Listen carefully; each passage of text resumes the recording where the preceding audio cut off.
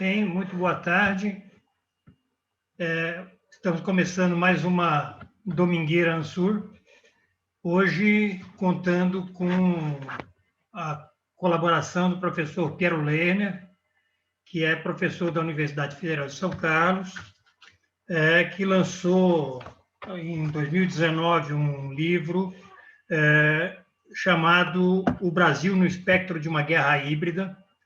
Foi a leitura desse livro que nos fez ter interesse em convidá-lo. Nós vamos começar agora. Antes de começar, eu queria que todas as pessoas que nos assistem pelo YouTube se inscrevam em nosso canal Instituto AMSUR. Para dar as boas-vindas ao professor Piero e aos demais participantes, peço para o Vicente Trevas, presidente do Instituto.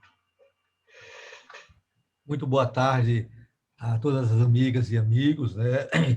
E muito obrigado, professor, por ter acolhido o nosso pedido, né? Aqui nós tentamos, semanalmente, de uma forma coletiva e compartilhada, estabelecer reflexões estratégicas, quer dizer, pensar as questões não só na sua expressão conjuntural, mas nas suas expressões mais profundas da história nacional brasileira, né? E certamente o tema de hoje é um desses temas. Em relação à questão militar, os militares e o país, o militar e a história nacional, a gente está sempre entre uma atitude de enigma, ou seja, do que se trata mesmo, né? Ou aqueles que têm mais reflexões diante de uma agenda nós podemos chamar um nó górdio, quer dizer, um nó que até hoje não foi desatado, né? E a conjuntura atual explicita tanto o enigma como o nó górdio a enfrentar, né? E, nesse sentido, é que nós reconhecemos que você, professor Piero, pode nos ajudar bastante. Aqui no nosso grupo nós temos pessoas que têm uma reflexão longa, uma experiência também, como nosso mestre Genuíno e tantos outros, mas nós queremos ouvir as suas reflexões, que é baseada na boa informação, no bom conhecimento, inclusive, a parte dele por você produzido, mas há também uma atitude de inteligência, de tentar perceber as tendências do objeto de reflexão que estamos fazendo. Então, seja muito bem-vindo, e a palavra é com o professor Piero, e o mestre Granado é o nosso coordenador. Então, boa sessão a todos nós. Só, antes de passar a palavra para o Piero, apenas esclarecendo ao Piero que nós vamos trabalhar até no máximo 19 horas, certo? O professor Piero tem limite de horário para participar conosco. Então, a proposta é que o professor Piero fale alguma coisa em torno de 30, 40 minutos. A gente abre para dois comentários e, na sequência, abre para quem tiver interesse em conversar. E eu pediria, pegando meio de sopetão, pegando de surpresa, solicitar que esses dois comentários iniciais fossem feitos pelo José Genuíno e pela Ana Penido, né, que está conosco aqui e que acho que é uma ótima aquisição, né, uma pensadora também sobre o tema. Então, eu pediria para essas duas pessoas fazerem os comentários iniciais. Então, Piero, com você a palavra. Bom, muito boa tarde a todas e todos. É um prazer estar aqui. Queria agradecer muito o convite da AMSUR, Vicente, Antônio, que fez o contato, o Genuíno, a gente se falou de manhã. Bom, eu vou assim, falar... Eu realmente não quis preparar um texto para falar, a minha ideia era muito mais bater um papo com vocês, uma roda de conversa. Então, enfim, deixar a conversa rolar solta. Eu não sei, enfim, se vocês chegaram a ler alguma coisa que eu escrevi. Enfim, esse fim de semana também saiu uma entrevista lá na Deutsche Welle, que, enfim, está me dando uma certa dor de cabeça até, que um monte de gente veio procurar, quer falar mais sobre e tal. Então, mas, enfim, deixa eu situar mais ou menos vocês, enfim, como é que eu entrei nessa história de fazer essa análise e como é que eu terminei na história da guerra híbrida, né? Porque esse é um conceito, né? Enfim, essas duas palavrinhas parecem estar muito na moda, as pessoas estão aplicando elas de maneira muito automática, né? Sem exatamente saber nem o que ela significa realmente, nem qual é a variante brasileira, vamos dizer assim, do que a gente pode ou não estar chamando de uma guerra híbrida. Assim, eu confesso para vocês que até o último momento eu fiquei muito cético em relação a isso, e quando eu resolvi, de fato, enfrentar essa questão, as coisas iam caindo diante de mim, cada vez confirmando mais a hipótese de que talvez seja o caso da gente falar em guerra híbrida no Brasil mesmo, mas não exatamente de uma maneira, como que eu posso dizer, convencional, do estilo que se falou em guerra híbrida quando se fala, sei lá, das revoluções coloridas do norte da África, do caso da Ucrânia, enfim, e tal. Aqui o processo ocorreu de uma maneira completamente diferenciada. Então, só para situar vocês, eu comecei a fazer uma pesquisa sobre militares em 1991, quando eu estava entrando no mestrado em antropologia na USP. E isso começou por uma escolha absolutamente,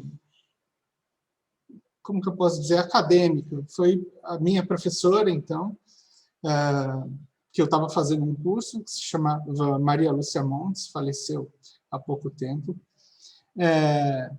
que dava aula de pesquisa de campo em antropologia e começou a insistir na classe que alguém deveria pesquisar militares e questão amazônica, que ela estava muito impressionada com coisas que ela via. Então, a gente estava falando em 1990,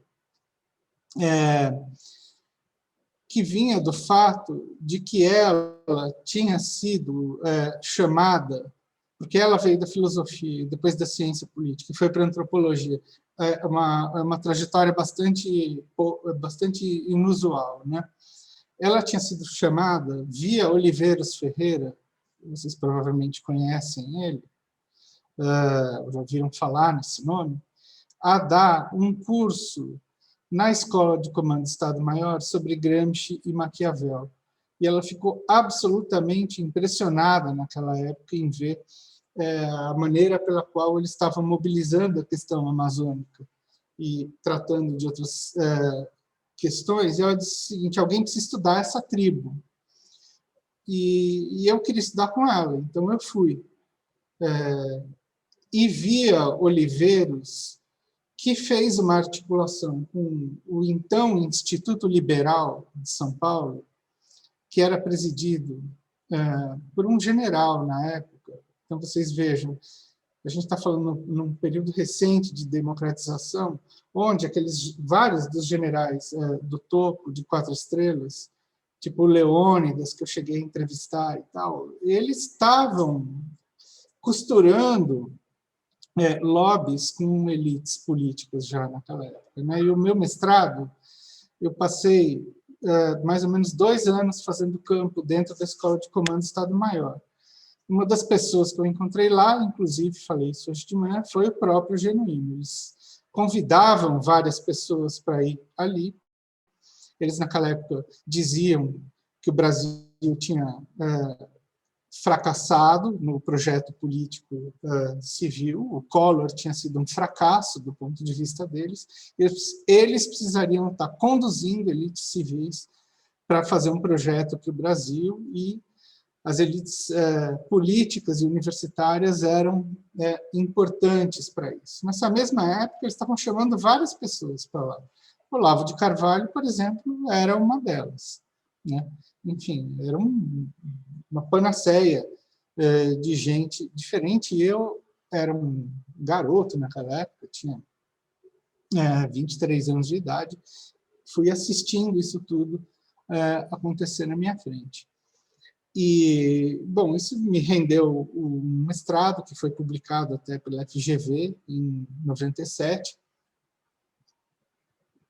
que é sobre hierarquia militar, mas ele narra esses processos de cooptação política que eles faziam então, ou seja, esse é o tipo da coisa que nunca saiu do horizonte da caserna. E depois desse mestrado, eles fecharam a porta para mim.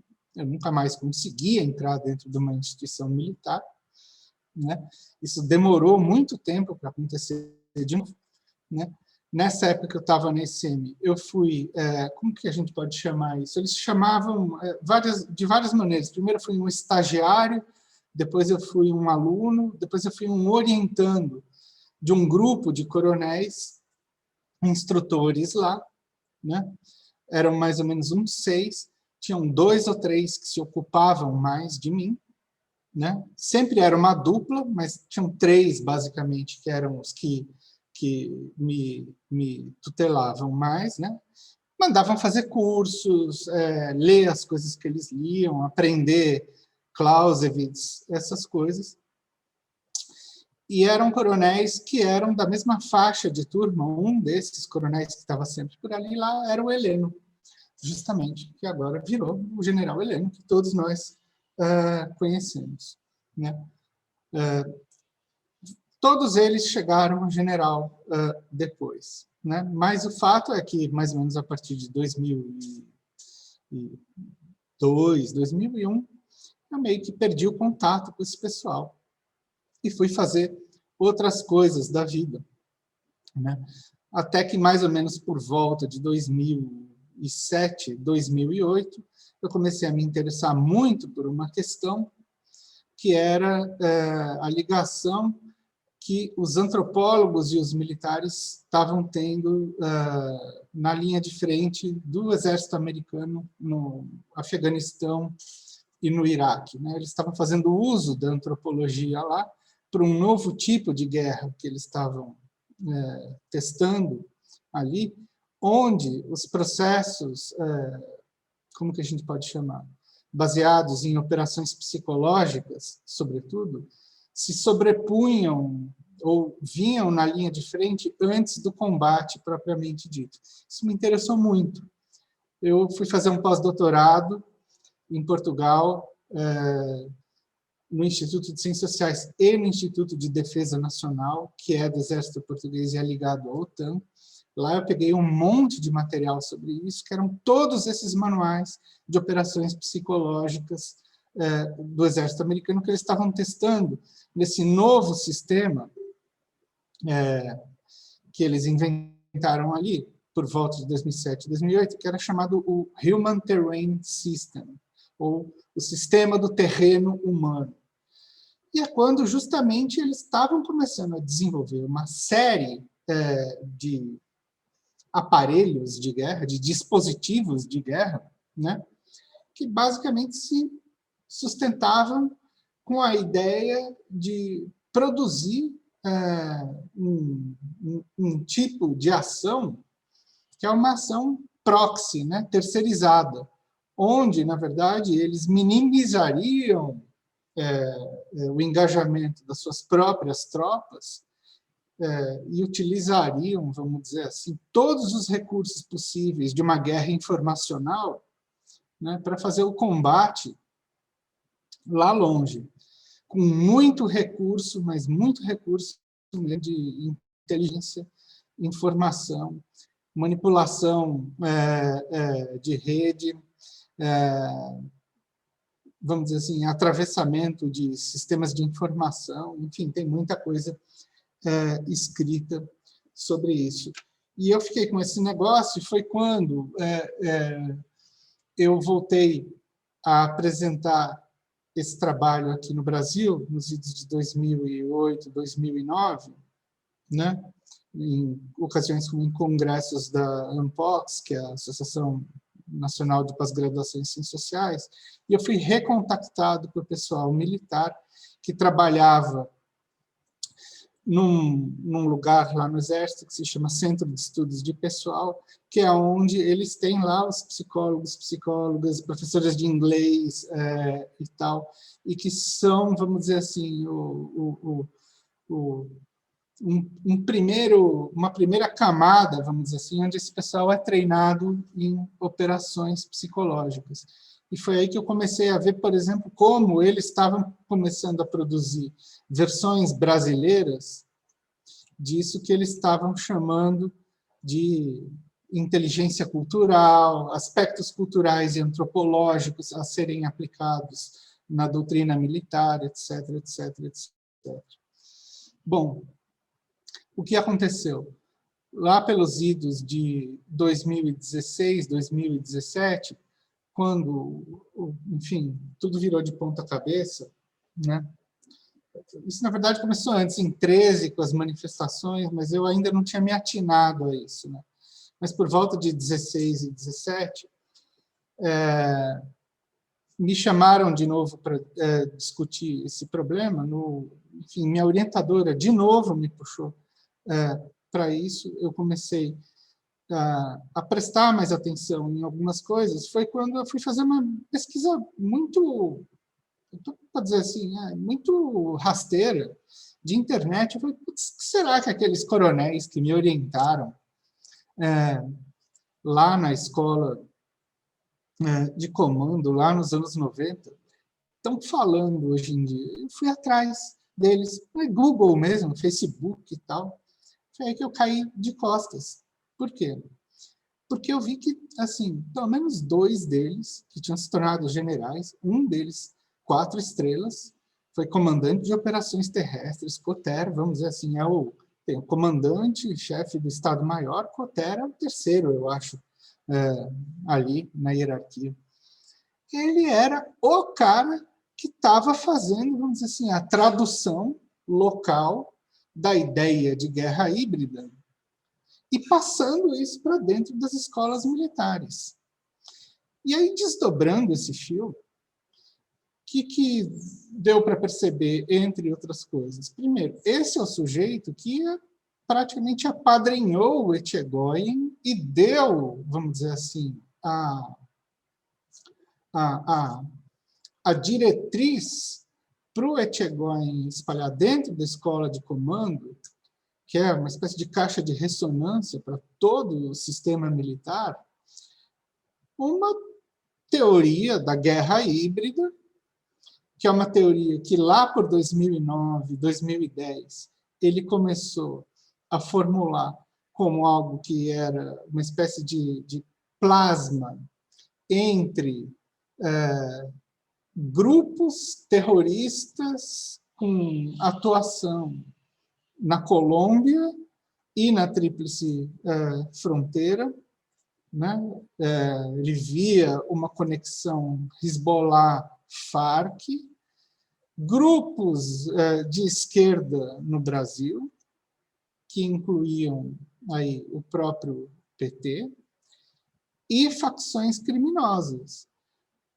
Foi quando eu fui atrás dessa história de guerra híbrida e vi que o conceito de guerra híbrida, tal como ele foi formulado lá por 2007, 2008, né, ele tinha várias coisas. A primeira era o uso intensivo de traduções que militares faziam de coisas que antropólogos escreveram dos anos 30 aos anos 70. E que tudo isso dizia respeito a um modo pelo qual os militares viam vamos dizer assim, uma espécie de ciência útil para estabelecer sistemas de disrupção cognitiva, entendeu? Numa coisa que, vamos dizer assim, se juntava àquela coisa das doutrinas do choque e terror que estavam sendo testadas desde lá da Guerra do Golfo I, né? Onde foi aplicada a doutrina de um sujeito chamado John Boyd, que foi um coronel da Força Aérea americana, que estudou vários antropólogos, mas, sobretudo, um chamado Gregory Bateson, que foi um dos antropólogos. Ele era inglês, mas, enfim, ele lutou com os americanos no Pacífico, né, na Segunda Guerra Mundial, e foi um dos caras que idealizou, junto com outras pessoas que trabalhavam no Office of Strategic Services, a CIA. Então, assim, essas coisas estavam muito imbricadas. Mas o que me encasquetou nessa época era o tipo de tradução que os militares estavam fazendo aqui. E era uma tradução que, como que eu posso dizer isso de uma maneira muito sintética, né? Era uma tradução, uma conversão disso para os próprios propósitos muito útil, né? Onde, por exemplo, na teoria da guerra híbrida lá, que foi elaborada primeiro em 2005, 2007, justamente pelo general James Mattis, desculpe, que é o Mad Dog Mattis, que foi secretário de defesa, né, Ana, do governo Trump, e por um outro sujeito chamado Frank Hoffman, que era um outro militar. Eles diziam o seguinte: não, essa nova forma de guerra, que é a guerra híbrida, cujo protoplasma é Israel, né? É o sul do Líbano, e a luta de Israel no sul do Líbano em 2002, onde se mostra que as guerras daqui para frente não obedecem mais aos paradigmas clausewitzianos, ou seja, a ideia de que a política seria uma espécie de limitador da guerra total. Só que eles não estão mais pensando a guerra total como a guerra que vai ser a guerra de eliminação de todos, mas uma espécie de volta a um estado hobbesiano de uma guerra de todos contra todos. É função agora dos militares se estabelecer numa filigrana, e esses caras liam Deleuze para caramba, que é rizomática, que ela é celular, que ela vai atuar dentro do sistema cognitivo das pessoas, né? É uma guerra, sobretudo, que vai fazer as pessoas um processo de fritura de neurônio e vai transformar cada um num combatente em potencial, né? Ou seja, uma das características desse tipo de guerra é que ela não distingue mais a separação entre guerra e paz, política e guerras civis e militares, uniformizados e não uniformizados e tal. Bom, tem um monte de consequências dessas teorias da guerra híbrida, enfim, não vai dar tempo de ficar falando disso daqui. Mas o fato é que o pessoal no Brasil começou a fazer a leitura disso e começou a enviesar. E a enviesar, passando isso para os próprios militares, de modo a fazer uma espécie de conjunto doutrinário ideológico dentro da tropa, onde se dava uma espécie de, vamos dizer assim, como que eu posso dizer, motivo militar e não só político, para fazer a tropa acreditar que, de fato, existia uma alavancagem da guerra híbrida por setores da esquerda brasileira. Quer dizer, é uma noção completamente maluca, porque eles estavam dizendo o quê?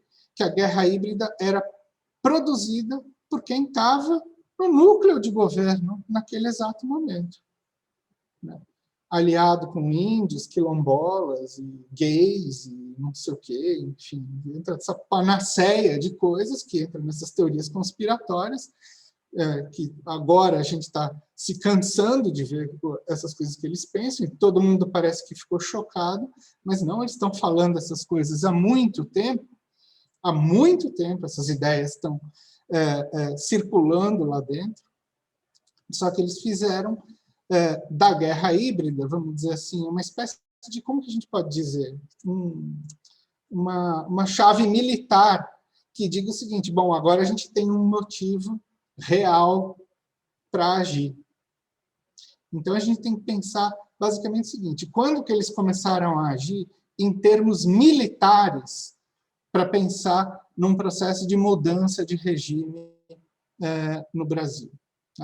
Essa é a minha questão básica.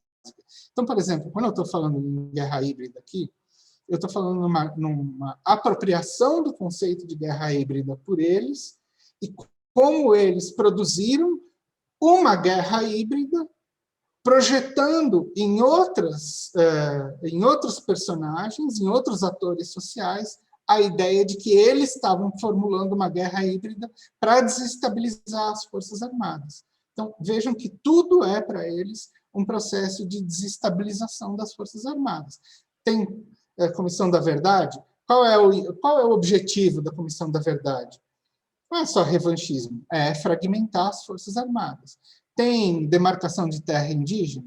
Qual é o objetivo disso? É balcanizar o território e fragmentar as Forças Armadas. Então, tudo é visto como uma projeção do próprio umbigo, vamos dizer assim. Bom, aí começam a acontecer um monte de coisas ao mesmo tempo, mais ou menos por volta de 2007, 2008, que é justamente quando eles começam a incorporar essa literatura e, vamos dizer assim, e dar densidade militar, né, ao propósito que eles tinham, entendeu? De voltar ao poder, que é um propósito que nunca saiu da cabeça deles. É o que eu via lá em 1992. Essa concepção que eles tinham de que paisano não sabe resolver nada e de que só eles podem produzir um projeto para o Brasil e conduzir a política nacional. Ora, o que começa a acontecer? Eles, mais ou menos em 2007, 2008, começam a fazer uma operação de desambiguação, vamos dizer assim, desse processo. E aí eles começam a produzir generais que, numa linha de frente, começam a bater com o governo Lula. Vocês devem se lembrar disso, Genuíno, com certeza. Assim, dos nomes que me vêm à cabeça, os dois mais proeminentes são o Maynard de Santa Rosa, que bateu contra o governo em 3 ocasiões, né? Por ocasião da demarcação da Raposa Serra do Sol, por ocasião da Estratégia Nacional de Defesa, que ele reclamou que o Exército não estava sendo ouvido, ao contrário da Marinha e da Aeronáutica, e ele e mais 2 generais soltaram um manifesto, acho que foi reproduzido pelo Globo, deu um problema, e a terceira foi quando ele resolveu reclamar da Comissão Nacional da Verdade, quando ela ainda era um projeto que estava na mesa da Dilma, em 2010. Né? Bom, ele foi o test drive. Quem capitalizou esse negócio, e a gente até estava discutindo isso hoje de manhã, né, Ana? Foi o Heleno. Quando, em 2008, vocalizou esse processo, só que ele, pelas posições que ele tinha muita liderança dentro do Exército, e aí ele fez o seguinte, alguns dizem assim, não, foi ressentimento porque ele sabia que não ia ser nomeado comandante do Exército, por causa da história que aconteceu com ele em Cité-Soleil, lá no Haiti, quando ele comandava, isso tinha chamuscado ele, mas a minha hipótese é outra, é de que ele fez o cálculo e soube capitalizar a ideia de se estabelecer como uma espécie de padrão, como o sujeito que vai ser o general que vai começar a ter uma atuação política. Aí ele é rebaixado, entre aspas, para o Departamento de Ciência e Tecnologia, logo ele vai para a reserva, mas ele fica super atuante desde então. Ele assume, por exemplo, o grupo Ternuma, que é aquela resposta que o pessoal fez, né, ao Brasil Nunca Mais, que é o terrorismo nunca mais, que é onde está o quê? Todo aquele pessoal que trabalhava no setor de informações, o porão, né, da ditadura, que não se reunia só em clube militar, mas estava ali trabalhando, continuou capilarizado, prestando serviço para o Exército, atuando como instrutor dentro das escolas da AMAN, da ESAO, da ECM, ou seja, se reproduzindo direto ali, né, nas novas gerações. E o Heleno continuou esse negócio né? E ele fez a coisa da Amazônia render justamente por quê? Porque a Amazônia tinha sido, vamos dizer assim, a mudança de eixo de rotação que dizia respeito ao novo papel do Exército pós-Guerra Fria, né? Eles inventaram essa história da Amazônia, da ameaça à soberania nacional para a coisa da Amazônia. Então, ele transformou a Amazônia numa questão política porque ele sabia muito bem que isso ia provocar adesão da tropa. Então, vocês notem o seguinte, a partir dessa época, 2008, 2009, 2010, começou a ter general em série se manifestando. E o Exército funciona assim, a instituição hierárquica. Se a coisa começa lá em cima, ela vai lá para baixo. Não tem jeito, irradia. Então, assim, vocês querem pensar em mudança de militar hoje? Não vai dar para chegar pela base, não. Tem que ir pelo topo. É isso que tem que começar. Mas vamos lá. Depois a gente fala disso. Ele, vamos dizer assim, fez o papel, eu boto assim no livro, porque eu tirei essa imagem, né? Que é o papel de bad cop, né? O mau policial. O papel de good cop foi para o parceiro dele, Vilas Boas, que fez o quê? Fez a engrenagem ou arquitetura desse negócio que ele chamou de transformação do Exército Brasileiro, onde ele ia adequar todos os meios materiais, doutrinários, ideológicos, etc., a esse novo negócio que eles estavam ali maquinando na cabeça, que era a história das ameaças híbridas que poderiam chegar no Brasil. Então, como grande empreendimento, eles fundam ali um negócio chamado Escritório de Projetos do Exército, que vai pensar a força terrestre até 2035, ou sei lá eu quando, que era tudo mais ou menos uma balela. Esse negócio já estava mais ou menos planejado na cabeça dele. É onde ele mais ou menos ia conseguir fazer o quê? Sugerir uma nova estrutura do Exército que desse conta de um grande programa que ia ser mais ou menos equivalente, sei lá eu, o que era o FX-2 da aeronáutica, dos caças lá, que depois viraram os Gripen, e os submarinos da Marinha. E esses projetos que ele elencou foram vários, que basicamente eram projetos de cyber war, ou seja, sistema de informações, e, vamos dizer assim, imbricamento do sistema de inteligência do Exército com todas as telecomunicações no Brasil. Isso está acontecendo nesse exato momento, a partir de um programa chamado CISNAC, ou seja, todas as operadoras de telefonia estão na mão do GSI. Essa coisa está rolando dia após dia com decreto. Toda essa paranoia de vazamento de dados, segurança de informação e tal, provavelmente tem muita relação com isso que está acontecendo. E o outro projeto foi o CISFRON, que era um projeto na época de 11 bi, que era o projeto de monitoramento das fronteiras abaixo do CIVAM. Pegava a Amazônia também, mas são essas, com o foco irradiador aonde? Na tríplice fronteira.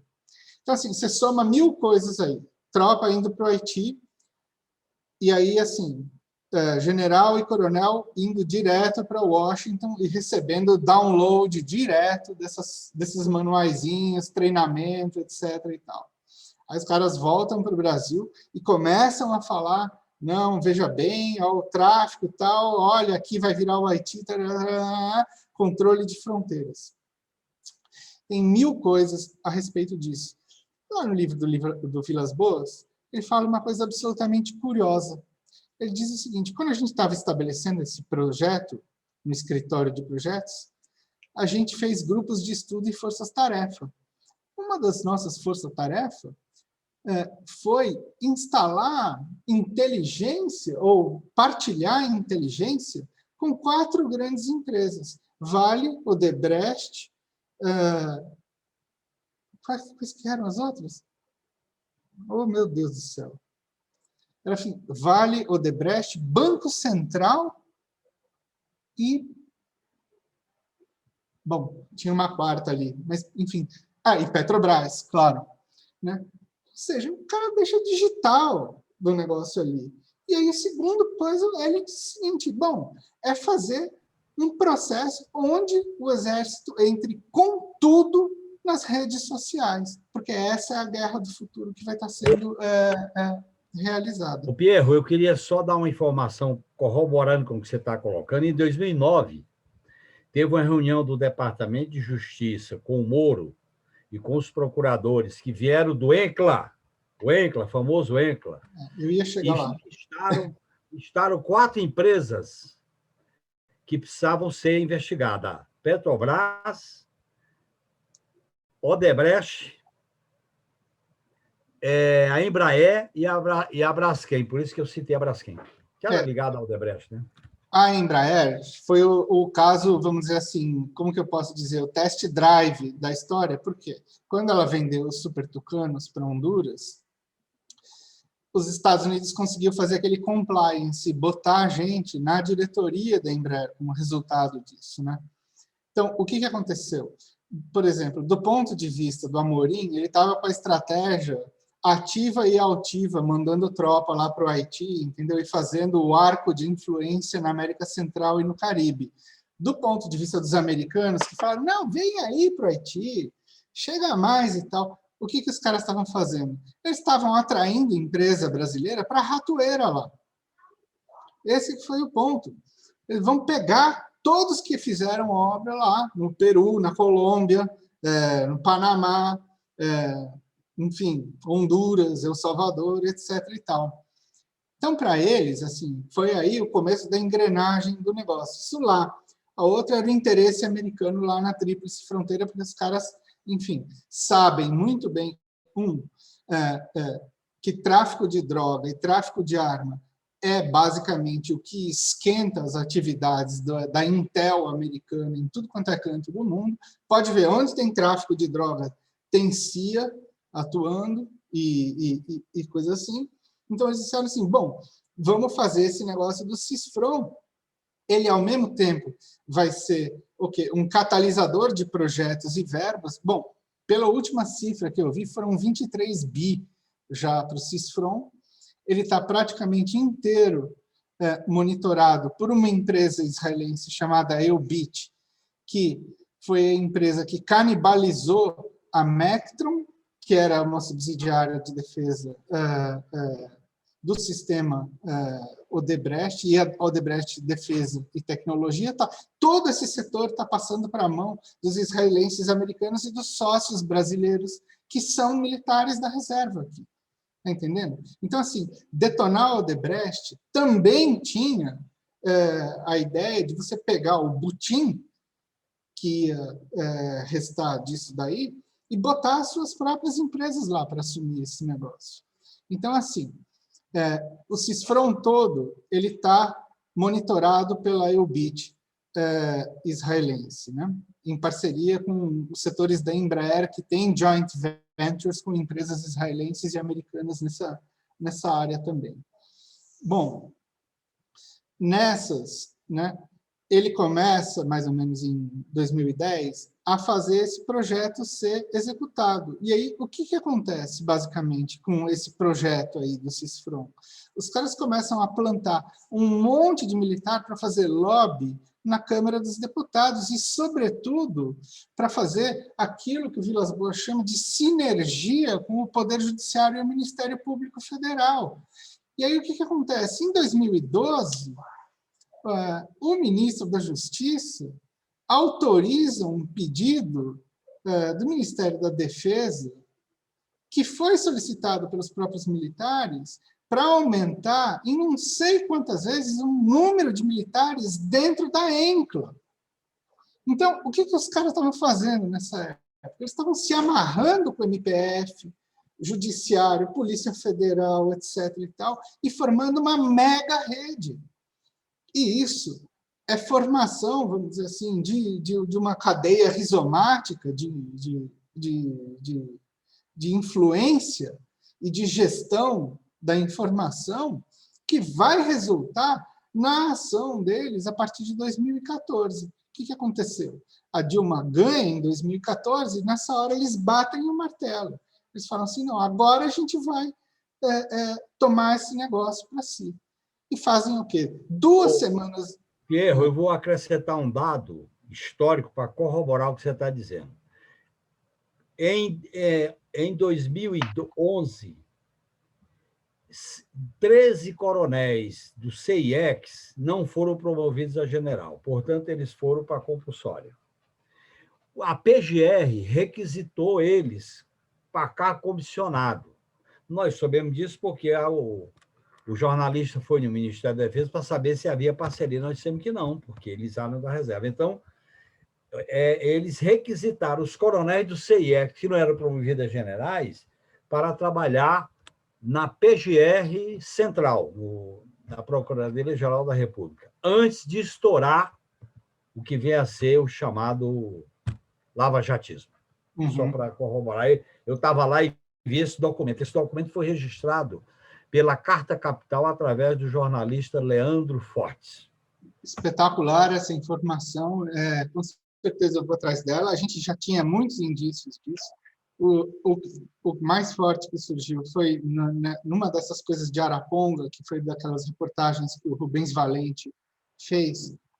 Apareceu o nome de um desses sujeitos, que é um desses caras que tinham passado, estava no Ministério da Justiça, depois foi para o Ministério Público, depois foi para não sei onde, e você fica se perguntando, caramba, que são esses tentáculos dos militares no meio do processo judicial?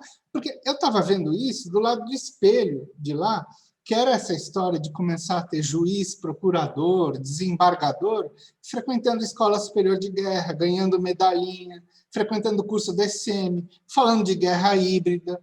Então, o sujeito que está no TRF2, Rio de Janeiro é TRF2, né, o desembargador, que é presidente agora lá, que é o Reis Fried, é um sujeito de carteirinha, frequentador ali do clube militar, escreve lá no DefesaNet, que é um portal ali, que é um portal laranja do Heleno e da turma dele, direto, né? Então, você vê, esses caras começam a falar, e aí, assim, as coisas foram se encaixando cada vez mais. Por quê? Porque um dos braços da coisa da guerra híbrida é a relação entre direito e guerra. Porque os militares se tocam o seguinte, a gente tem que fazer guerra no interior do sistema legal. Isso é a teoria do americano lá, que é incorporada aqui também. O americano diz o seguinte, o ponto é conseguir usar a caneta do sistema legal para a gente atingir os nossos propósitos. É fazer aquilo que eles chamam ali, no plano deles, é a estratégia da abordagem indireta, que é fazer guerra proxy, é usar a laranja, terceirizar a guerra para estabelecer os seus próprios objetivos. E aí é o seguinte, a Dilma, junto com o Zé Eduardo Cardoso, entraram em ressonância, do meu ponto de vista, com esse processo, foram soltando coisas assim, que foram absolutos tiros no pé, tipo a lei antiterror, que, enfim, vai agora, tá na mão do Major Vitor Hugo, que é ninguém mais, ninguém menos do que o cara que era um 010101, Forças Especiais, Fort Bragg nos Estados Unidos, ultra operações psicológicas, faca na caveira, super formado em operações psicológicas, e aí, de repente, Major Vitor Hugo, que era um cara que certamente ia chegar a general de exército, porque tinha sido 01 em todos os cursos na vida e tal, resolve fazer um concursinho e entrar na Câmara dos Deputados para ir trabalhar em janeiro de 2015 no gabinete do Bolsonaro. Porque aí o que acontece? Dilma ganha a eleição, 15 dias depois, o Bolsonaro estava fazendo campanha política dentro da AMAN. E isso foi passando debaixo do nariz de todo mundo. Ninguém fez nada. E ele fez isso em 15, 16, 17, 18. Bom, assim, essa versão que os militares têm de que eles aderiram de última hora à candidatura do Bolsonaro é uma balela. Eles construíram a candidatura do Bolsonaro. Eles disseram exatamente qual tinha que ser a mudança de postura do Bolsonaro a partir de 2015, O Major Vitor Hugo provavelmente foi o coach dele nesse sentido. Ele pegar aqueles ataques dele a Maria do Rosário, por exemplo, não foram fortuitos. Foi porque a Maria do Rosário tinha entrado, ela era o personagem principal, ela foi o pivô da história do manifesto que os militares do Clube Militar fizeram contra a Comissão da Verdade. E ele sabia muito bem que isso ia galvanizar os militares em torno dele depois. Ou seja, todo esse processo, o que começou a acontecer? Uma enorme caixa de ressonância entre Dilma e os propósitos militares, que estavam rezando para ela fazer exatamente o que ela fez, que foi esticar a corda com eles na coisa da Comissão da Verdade, porque eles sabiam que isso ia ser, vamos dizer assim, a casquinha ideológica que eles iam precisar para convencer a tropa, de uma vez por todas, a aderir ao projeto e poder fazer campanha política dentro dos quartéis. Ora, a partir daí, o 2018 foi uma mega construção deles. Primeiro, a gente tem que pensar no que foi o papel do Etchegóin em tornar o Temer Temer, que, por sinal, era a pessoa que estava, durante ainda a vice-presidência, supervisionando a implantação do CISFRON. Isso é um dado bem interessante para depois a gente investigar melhor. Mas o que aconteceu numa altura dessas é que eles enfraqueceram o Temer até ele virar pó e o Etchegóin virar o homem forte. Em 2018, eles elaboram esse negócio da intervenção no Rio de Janeiro, que simplesmente trava toda a pauta de reformas do Congresso.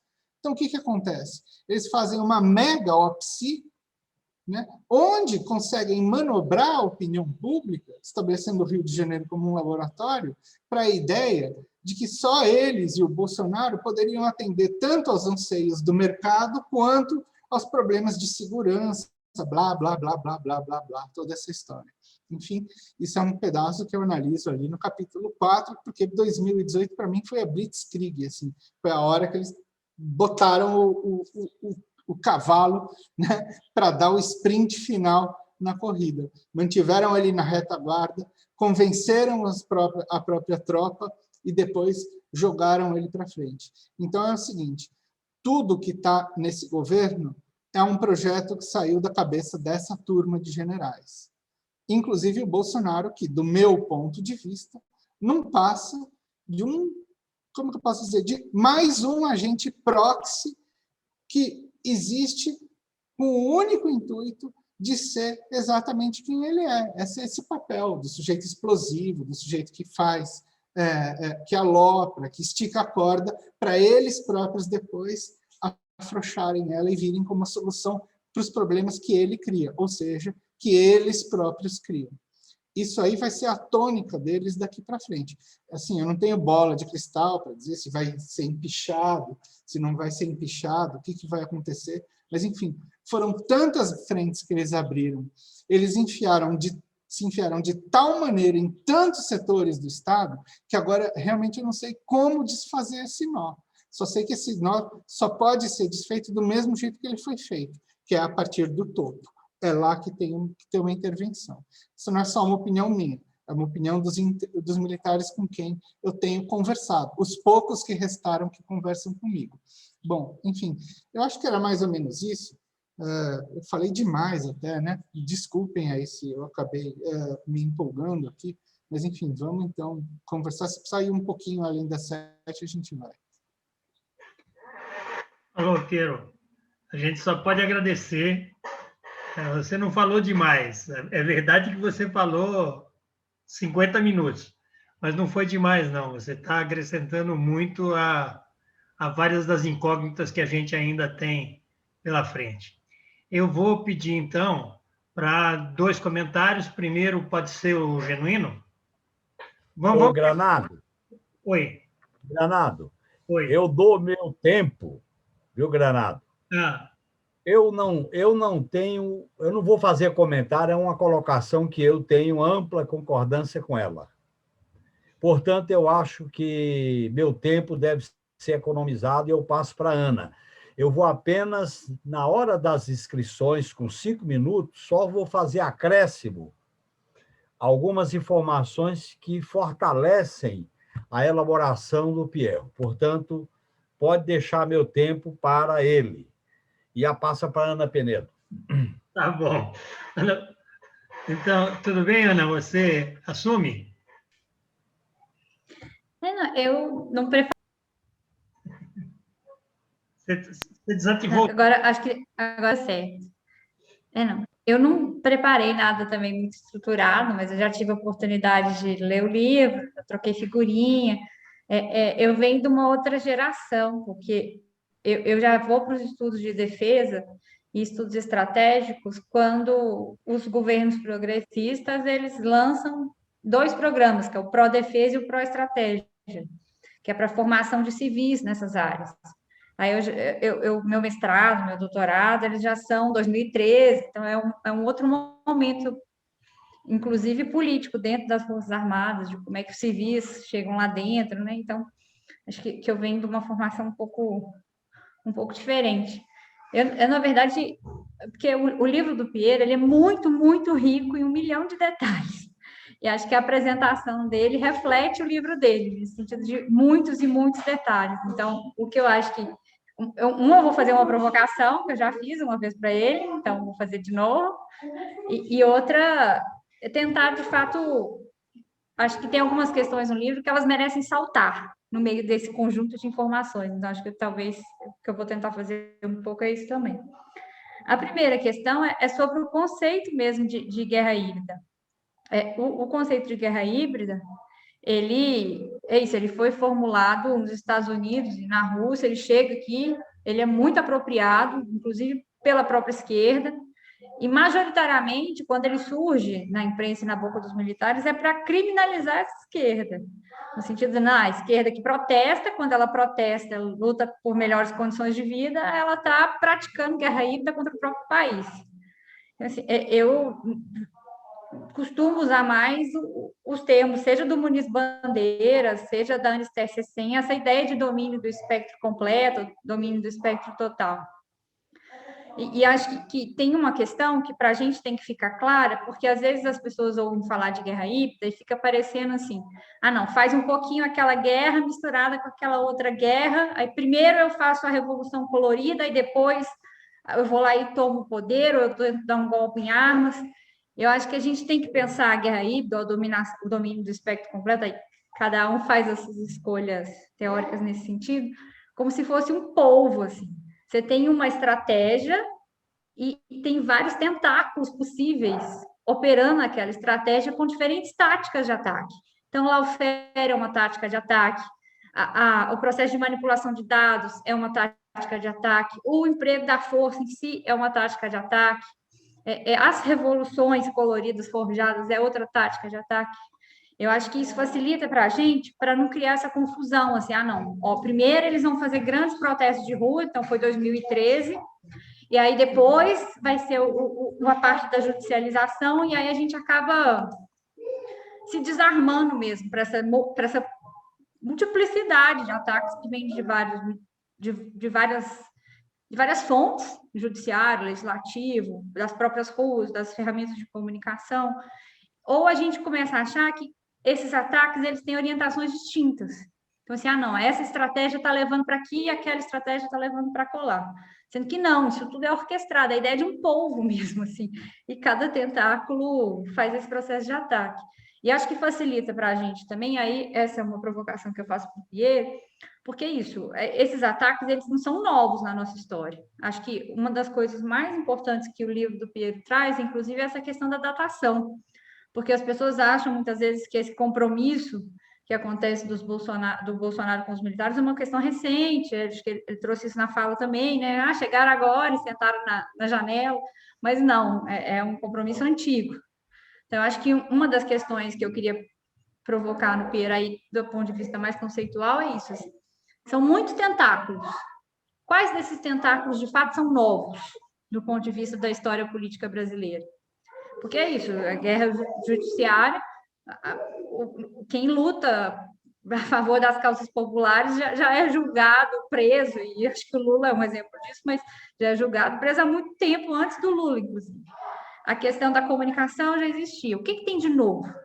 E aí quero provocar, porque você trouxe isso na sua fala, essa dimensão das operações psicológicas.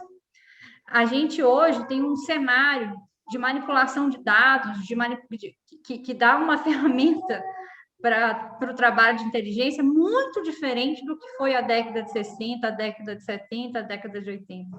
Essa possibilidade de você customizar as informações e oferecer as informações que as pessoas querem escutar é uma possibilidade fantástica para manipulação, como uma ferramenta mesmo de manipulação psicológica. Então, eu, pelo menos, quando leio o seu livro, assim, o que salta para mim é isso, assim, a gente já vem apanhando, existem múltiplas táticas de ataque já faz muito tempo, o que tem de fato de novo?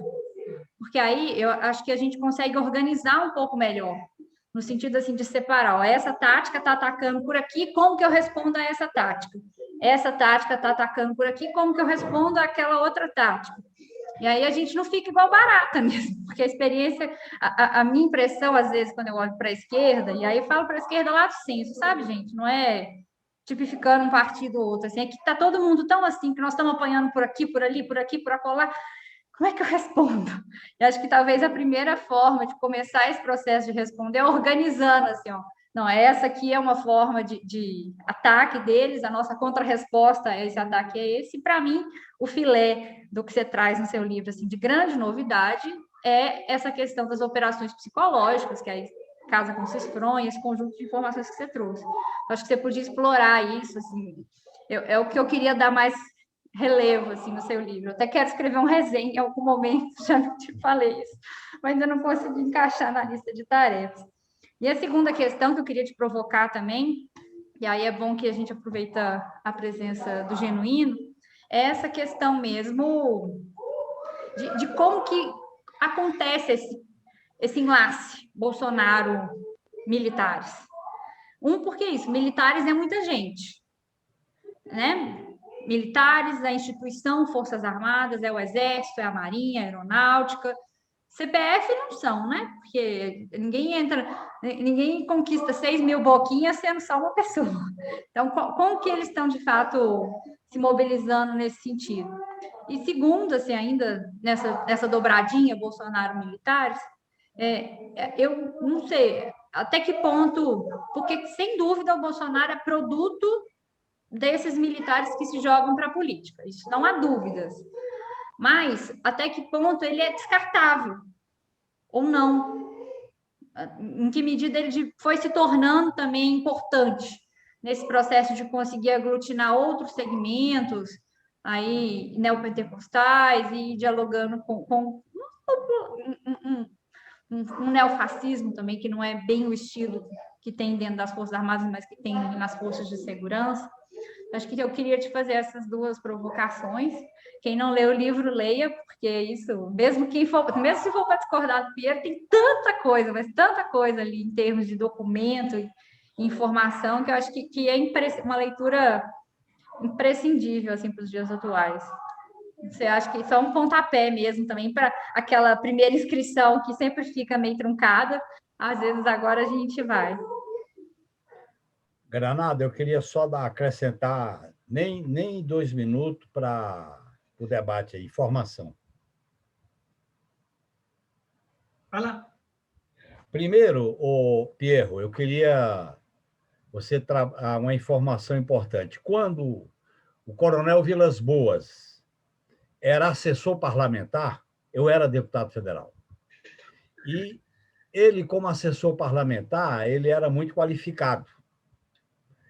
E na discussão da lei da anistia, que já era general, eu levantei para ele a seguinte possibilidade, que era uma tentativa o Jobim me permitia que eu fizesse algumas tentativas sem ser em nome dele, mas os caras sabiam que eu não estava falando sozinho.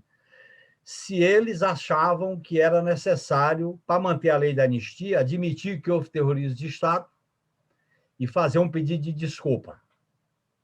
Aí ele me citou que participou como coronel daquela missão de El Salvador que negociou a paz com os guerrilheiros. Ele era coronel do Exército e participou da equipe. Eu te coloco isso porque é claro que ele disse que ia pesquisar, mas não disse nem não nem sim. Por isso que ele fala no livro que se dava bem comigo na questão da anistia, esse episódio. A segunda questão, quando o Enzo era ministro do Exército, isso bate com a tua pesquisa, criou-se um comando de generais, esse que você falou, ele, o Vilas Boas, o Etchegói, o Maynard, o Mioto, o Pujol, que era do CEIEX, e o Luna e Silva, esses generais formavam na batuta do Enzo. O Enzo era visto por eles como um cara legal, mas vinha da engenharia, não era de combate, não conhecia. Como o Lula indicou o Enzo com aquele princípio da hierarquia e da idade, eles operavam isso que você falou nas costas do Enzo, porque o Enzo não criava problema. Quando o Jobim ameaçou punir o Heleno, por causa da frase famosa da Raposa Serra do Sol... Você tirou o som, Genuíno. Começou com o Enzo, e o Enzo era isso, ele era da engenharia, não era da tropa, esse dado que eu te coloco. Assim, a terceira informação, eu peguei o Bolsonaro como militante sindical dos militares, quando os comandantes do Exército eram Gleuber, e aqueles dois do governo, né, do Fernando Henrique Cardoso e do Collor. E ele era meramente sindicalista. Ele foi alterando, ele disputou a base social sindicalista, e eu acho que eu concordo contigo que eles acoplaram o projeto nele, nesse sentido, tá certo? E a comunidade de informação operou por dentro das escolas e da inteligência, principalmente quando o Pujol foi o comandante do CEIEX. Você sabe que o Pujol teve um episódio na AMAN, quando a AMAN homenageou o Médici, quando a Dilma tomou posse em 2010, teve uma crise, eu participei um pouco disso, e ele saiu da AMAN e foi comandar o CEIEX. E o comando do CEIEX foi peça-chave para essa questão. Quando nós discutimos a criação da ABIN, eu apresentei uma discussão de um projeto de lei que separa a inteligência militar da inteligência de governo. Mas isso para eles era inegociável. Eles tinham que juntar tudo do chamado CISBIN, que é o que existe hoje sob o comando do Heleno, que na época do Fernando Henrique Cardoso era sob o comando do Alberto Cardoso. Eu estou te dando essas informações porque, do ponto de vista da teoria do teu livro, eu não tenho divergência. Eu acho que é importante você ter mais tempo para explicar, para dar informações para nós, militantes, de que essa questão militar é complexa. Eu acho que os governos do PT não trataram corretamente a questão. Eu digo isso no meu artigo Democracia e Forças Armadas. Eu faço uma autocrítica da minha vinculação, da minha participação como deputado de oposição e depois como funcionário do Ministério da Defesa. Quando eu era funcionário do Ministério da Defesa, eu percebi tensionamentos. Inclusive com a saída do Jobim, que era, por incrível que pareça, o Jobim tinha uma certa força com eles, e quando a Dilma botou o Amorim, eles fizeram de tudo para solapar a autoridade do Amorim no Ministério da Defesa. Coisa que eles fizeram com o Viegas. Vocês prestem atenção, essa carta do Viegas ao Lula, e na época nós discordamos, mas não podia falar publicamente, a demissão do Viegas e a manutenção do Albuquerque. O Albuquerque era da comunidade de informação. Eu queria só acrescentar isso, sempre dizendo, eu estou corroborando com o teu livro, com a tua elaboração. Muito obrigado.